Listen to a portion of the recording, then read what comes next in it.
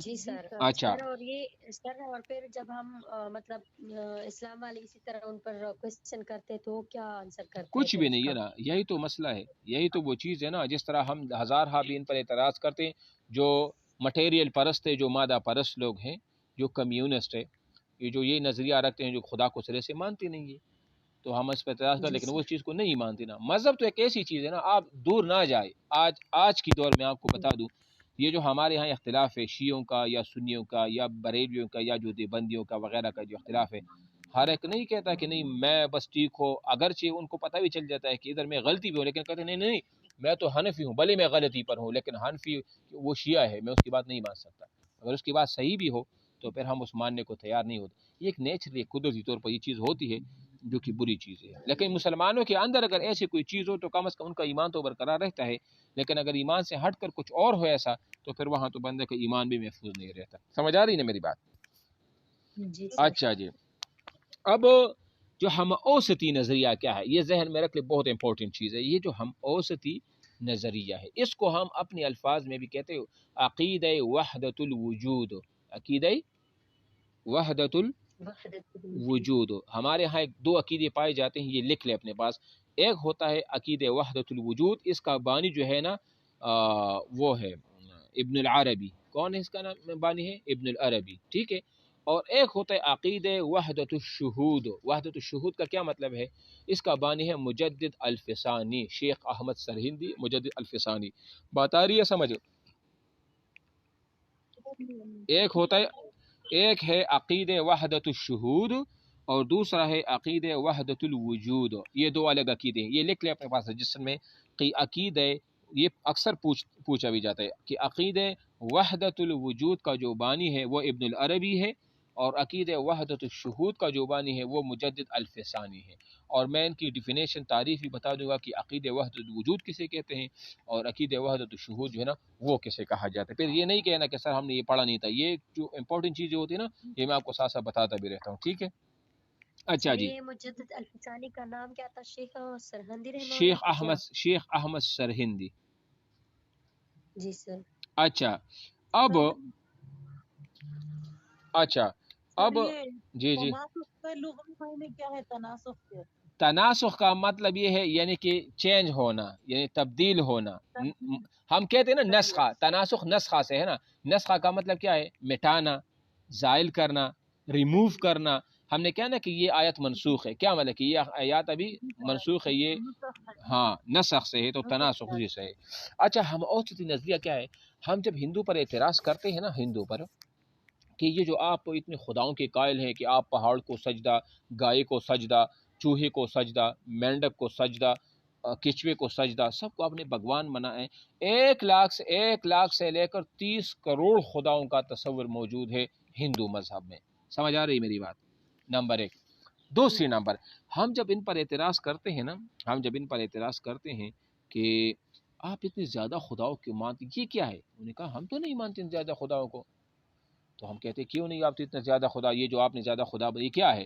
وہ کہتے ہیں نہیں نہیں ایسا، یہ ہم اوسطی نظریہ ہے۔ یہ کیا کون سا نظریہ ہے؟ ہم اوسطی نظریہ ہے۔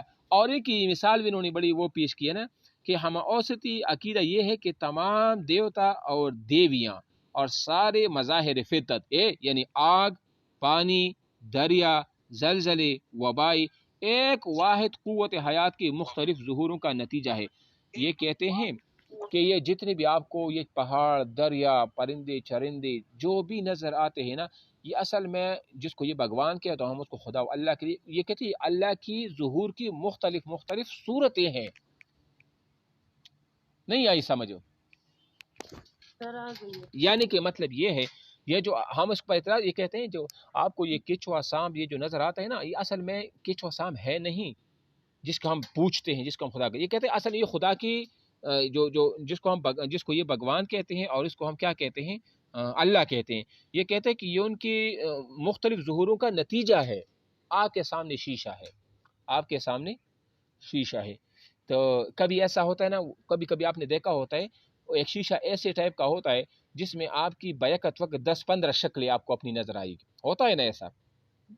جی سر وہ آپ نے کبھی دیکھو یہ نیٹ پر آپ دیکھیں کبھی یہ ٹک ٹاک وغیرہ پر ایک اس طرح ہوتا ہے ان کا کہ جب آپ اس میں دیکھو گے نا تو آپ کی 10-15 شکلیں بنیں گی وہاں پر، ٹھیک ہے ہوں گی آپ. تو اس کا مطلب کیا ہے، آپ 10-15 تو نہیں ہے نا، آپ ایک ہی ہے، لیکن یہ آپ کی شکلوں آپ کی ایک شکل کا کیا ہے، ظہور کا نتیجہ ہے کہ آپ کو 10-15 وہ نظر آ رہی ہے. سمجھ آ رہی ہے؟ تو یہی نظریہ ہم اوسطی کا نظریہ یہی کہتے ہیں کہ یہ ایک قوت حیات کا، یہ جو بھگوان ہے یا جو اللہ ہے، ان کی مختلف ظہوروں کا نتیجہ ہے. خود انسان ایک طرف ہے یعنی ہم اور آپ، جس میں یہ قوت حیات روا دوا ہے. فطرت اور خدا ایک ہی حقیقت کے دو رخ ہیں. فطرت اور خدا. اب یہاں پر بڑی امپورٹنٹ بات کی ہے انہوں نے. فطرت یعنی جو کائنات ہے، کیا چیز ہے؟ کائنات. اور اللہ، یہ کہتے ہیں کہ یہ جو فطرت ہے اور جس میں یہ سارا کچھ آ جاتا ہے، پہاڑ، دریا، چرندے پرندے وغیرہ، یہ سارا کچھ کہتے ہیں کہ یہ فطرت ہو. اور یہ جو خدا، یہ ایک ہی حقیقت ہے، دو رخ ہیں. حقیقت ایک ہے، چاہے فطرت ہے وہ بھی خدا ہے اور خدا وہ بھی خدا ہے.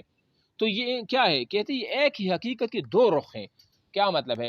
اس طرح ہم کہتے ہیں نا کہ یہ حقیقت وحدت الوجود. یہ بات ذہن میں رکھ لیں، بہت امپورٹنٹ بات ہے. عقیدہ وحدت الوجود، عقیدہ وحدت الوجود جو ابن العربی کا اختراع کرتا ہے وہ یہ ہے. ان کی تعریف، ہم اوسطی کی تعریف اور ان کی تعریف ایک ہی ہے کہ یہ جتنی بھی چیزیں ہیں نا، جس طرح ہم کہتے ہیں کہ ہم کہتے ہیں نا کہ مجھے تو آپ میں خدا نظر آتا ہے، مجھے اس میں کیا نظر آتا ہے؟ خدا نظر آتا ہے. کبھی آپ نے سنا ہے نا اس طرح لوگ کہتے ہیں کہ فلاں وہ اتنا بڑا ولی اللہ ہے کہ مجھے تو اس میں خدا نظر آتا ہے. اب اس میں خدا تو نہیں ہے، لیکن وہ اتنا سچا ہے، اتنا حق پرست بندہ ہے کہ مجھے خدا اس میں نظر آتا ہے. مطلب یہ کہ وہ خدا کا اتنا فرمان بردار ہے کہ مجھے خدا اسی میں نظر آتا ہے.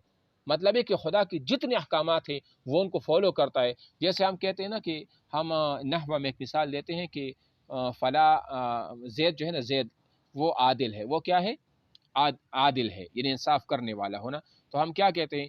وہ شخص تو بالکل عدل ہی کی طرح ہے. سمجھو وہ تو انصاف ہی انصاف ہے، وہ تو انصاف ہی انصاف ہے. تو وہ انصاف تو نہیں ہوتا نا. تو مطلب یہی ہوا کہ یہ جو ہم خدا اور یہ فطرت کائنات، یہ ایک حقیقت کے دو رخ ہیں. سمجھ آ رہی ہے نا؟ تو یہ کون سا عقیدہ ہوا؟ وحدت الوجود. اور ہم اوسطی کا نظریہ. سمجھ آ رہی ہے نا؟ ہے. اور نیچے آپ دیکھیں صفحہ نمبر 48 پر، یہ ہم اوسطی نظریہ ہی ہے کہ جس کی وجہ سے آج ہندو پیپل کے درخت کو سجدہ کرتا ہے کہ اس درخت میں خدا موجود ہے. سمجھ آ گیا؟ ٹھیک ہے نا؟